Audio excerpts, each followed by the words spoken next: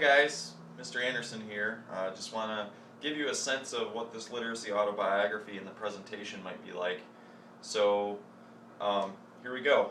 Now, most of you know me like this as Mr. Anderson, college professor extraordinaire, English instructor, very brilliant person, right? Well, most of you probably don't know me like this. This was me as a kid, and so was this.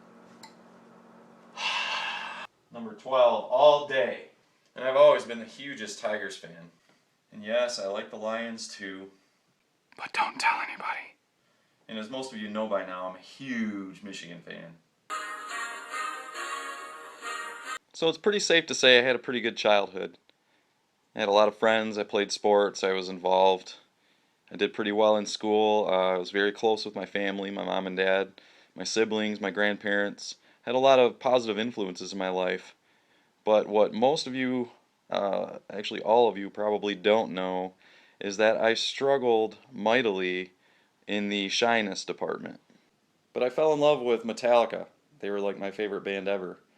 And I still like them to this day, but the thing was back then, the style and the lyrics of the songs were kind of making things worse. And instead of making me better and overcoming my shyness, I was sinking deeper until it just like took over my whole world. So what does this have to do with literacy, you're probably asking? We think of literacy in terms of reading and writing mostly, and we call people who can't do these things, we call them illiterate a lot of the time. It has very negative connotations, but what you might not know is that literacy is actually tied into not just reading and writing, but communication in general, and speaking is part of that. It's a huge part of that. My struggle with speaking and communicating with people extended into my family life, even into my friendships. I started to become a very muted person. I wasn't confident in my ability to communicate anything intelligent or offer any kind of relevant, material to a conversation. I was I was just plain terrified. And as a result, I didn't do very well in college. I did well in high school, but then I started college at the community college level at Mott in Flint, and I didn't do very well at all. I just didn't have any confidence whatsoever. And any concerns I had, I couldn't raise my hand. I couldn't even ask a fellow classmate, and I certainly couldn't approach the teacher. And so after 2.5 years of community college, barely holding a 2-point grade point average, I decided to leave. I was 21 and school wasn't going well. I felt like it wasn't for me. And so I just started to find jobs. I started working and, just generally doing things I didn't like to do. But even into my mid-20s and later, I mean, my adult life, my early adult life, when I was working full-time jobs and I had a truck and I had a cell phone and cable bills and other bills to pay, um, this lack of confidence, this inability to speak to people, this social anxiety, this shyness that I had, it was still taking over. It took every ounce of energy and willpower I had just to get on the phone and order a pizza. I mean, to pick up the phone and dial the pizza place's number, it was like being in hell for this to happen. I'd get jobs where I could work kind of like in the stock room or something, pretty much, trying to be away from people in general. Um, I mean, put me on a sales floor, that's like, it's like heart attack time, right? So, even my work performance was bad. I'd be offered opportunities at my jobs to move on, into another position and even make more money and have more room for growth there, not being stuck in a dead end stock room, but to actually have, maybe an opportunity to move up in the company. And I just would say no, because I was so content working in a stock room because I was just so afraid of people. Maybe it wasn't that I was so afraid of people, I was more afraid of, I was just shy. I was afraid of myself. I was afraid that I was stupid and afraid of being laughed at constantly. But then when I was 27, after 6 years of scraping by doing things that I didn't like to do, and not feeling confident in myself. um, Eventually, this came to a head, and I realized how unhappy I was in my professions, and I decided that maybe I was ready for college. And so, kind of on a whim, I walked out of my job. I walked out of a full-time job with benefits and enrolled at SVSU. Now, I've always liked books. I always liked to write. I used to, when I was growing up, my grandma and I would do little like writing assignments together. She would pick pictures out of magazines, and we'd cut them out and then try to write a little story about it or a poem or something. So I knew it was an interest of mine, and I had actually written a really terrible book when I was 21. Strangely, after I dropped out of school, out of the community college, I wrote this book, and so I had this interest. I knew, I was like, well, I could go to school and try to be a teacher or something, but I didn't know that that's what I wanted for my life. All I knew was that I was interested in reading and writing, and SVSU had a creative writing program. So here I was in my intro to creative writing class in my first semester, like 10 years older than the other students that are in there, feeling very awkward and out of place, and always on the verge of being found out, trying to fit in as well as I could. And one thing I didn't expect from this, I just thought it was going to be writing. You turn in your writing to your professor, and that's the end of it. I didn't expect it to be, um, we sit in a huge circle and discuss things as a class. My professor was Dr. Vince Samarco, who is still a creative writing professor here at SVSU, and a very, very good friend of mine to this day. He's actually on sabbatical this semester, so. But anyway, he ran these classes kind of. He tried to make it as fun as he could, because he knew that speaking and offering your opinion on something, especially when it's somebody else's writing, and you're in a large group of people that you don't really know, he knew that people weren't really comfortable with this in general, let alone somebody like me. So what he would do is he'd open things up, and the same two, three, or four people would raise their hands every day and start discussing whatever story it was that somebody had turned in. So we spent the whole pretty much class period talking about people's stories, and it kind of became driven by those few people, the discussion.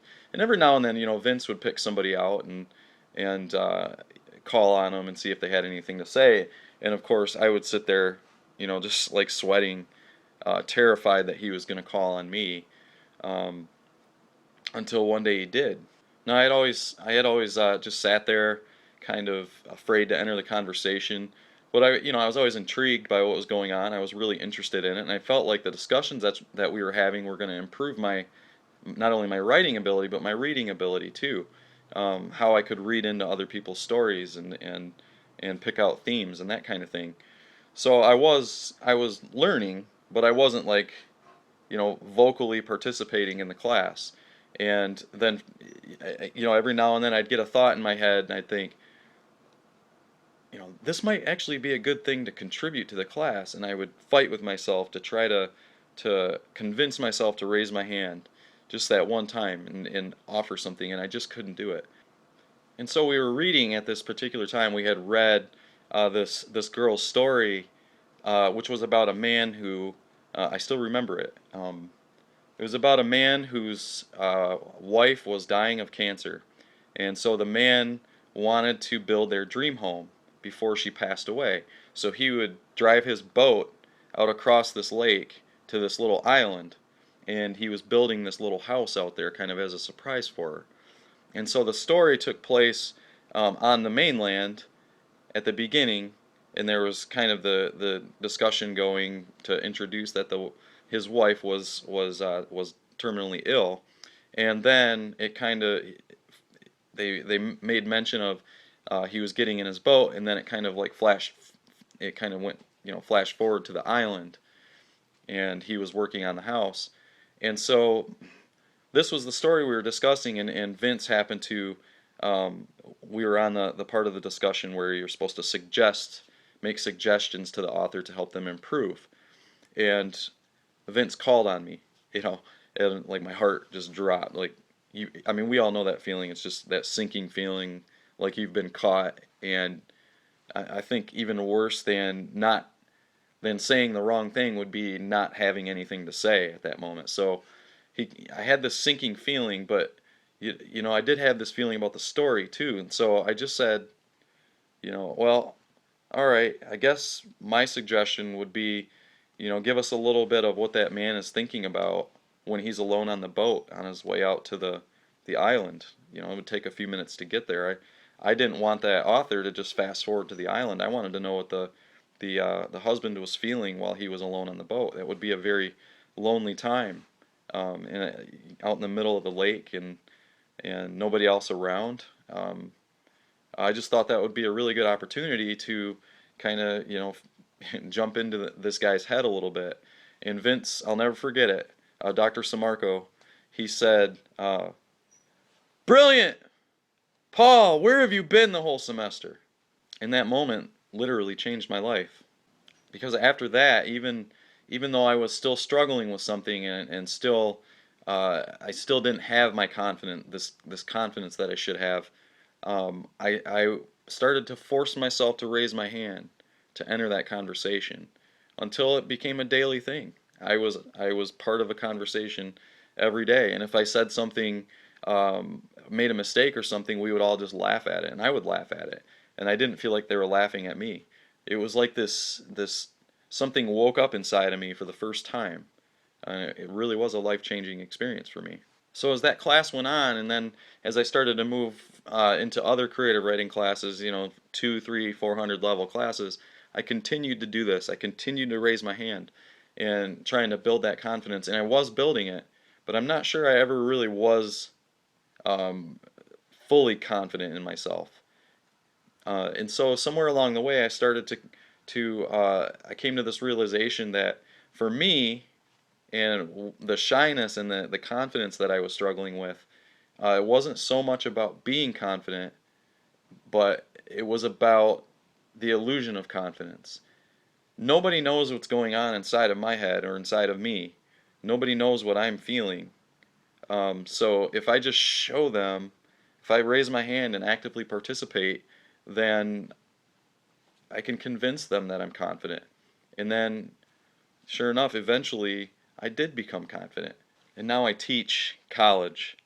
I mean, I stand in front of a group of people on a daily basis, and I have to not only be a part of the conversation, I have to lead it. I have to lecture. I have to be confident in myself. I mean, just a few years ago, I could have never imagined doing this. So there you have it. That's my literacy autobiography presentation for you. I just wanted to give you an idea of how creative you're allowed to be with this assignment. Just remember that literacy is not just about reading and writing. It's about communication. It's about being able to speak. Sign language would apply. I think there's a lot of things that would apply here. Um, and we generally think of people who can't read or write as being illiterate, and we say that very negatively. It has negative connotations. That person's illiterate. But we have to remember that there are certain areas of our lives where we might still be illiterate to this day. And there were times in our lives when we weren't literate in a certain way. So basically, what I'm looking for with this assignment is that you're able to navigate something that happened in your past. Mine was kind of a story about growing up with something and then eventually overcoming it. Um, so basically, this assignment really is just about self-awareness and realizing where it is we come from. Now, yours doesn't have to be as personal as mine or as pathetic either, or as creative. So I'm asking you guys to think about some unique part of your history. Don't just give me my mom read me this storybook when I was a kid. Try to think of something unique and memorable, something that someday I'll present and mention to another class of students. So don't be stressed out about it. Try to have fun with it. And yes, you can make a video if you want. That'd be fine too, or a slideshow. Students, I had a student write a song and play the song. So a lot of students have had fun with this, and they all fall under presentation. So have fun with it. Don't stress about it. You'll do just fine. Get her done.